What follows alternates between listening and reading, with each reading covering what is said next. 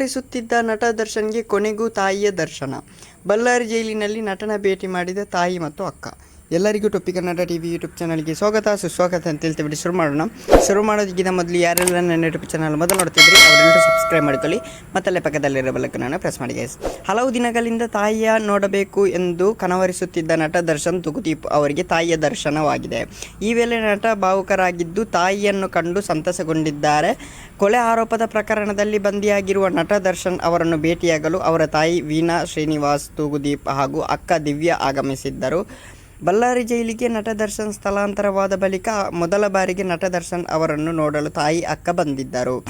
ಈವರೆಗೆ 4 ಬಾರಿ ಪತ್ನಿ ವಿಜಯಲಕ್ಷ್ಮಿ ಇತ್ತೀಚೆಗೆ ಬಂದಿದ್ದರು. ಈವರೆಗೂ 4 ಬಾರಿ ವಿಜಯಲಕ್ಷ್ಮಿ ಪತ್ನಿಯವರು ಇತ್ತೀಚೆಗೆ ನಟ ಧನ್ವೀರ್ ಆಪ್ತ ಹೇಮಂತ್ ಭೇಟಿ ನೀಡಿದ್ದರು.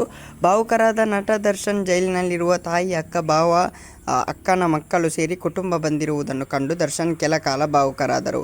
ಬಳಿಕ ಪರಸ್ಪರ ಆರೋಗ್ಯ ವಿಚಾರಿಸಿದರು. ತಾಯಿಗಾಗಿ ನಿತ್ಯ ಜೈಲಿನಲ್ಲಿ ಕನವರಿಸುತ್ತಿದ್ದ ದರ್ಶನ್ಗೆ ತಾಯಿಯ ಕಂಡು ಸಂತಸಗೊಂಡರು. ಈ ವೇಳೆ ತಾಯಿ ತಂದಿದ್ದ ಬೇಕರಿ ತಿನಿಸುಗಳನ್ನು ತಿಂದು, ಮನೆಯಿಂದ ಮಾಡಿಕೊಂಡು ಬಂದಿದ್ದ ತಿಂಡಿಗಳನ್ನು ತಿಂದು ದರ್ಶನ್ಗೆ ಕೊಡಲಾಯಿತು. ಓಕೆ ಗೈಸ್, ಮುಂದಿನ ವಿಡಿಯೋದಲ್ಲಿ ಸಿಗೋಣ. ಅಲ್ಲಿವರೆಗೆ ಲೈಕ್, ಶೇರ್, ಸಬ್ಸ್ಕ್ರೈಬ್ ಮಾಡಿ ಅಂತ ಹೇಳ್ತಲ್ಲ.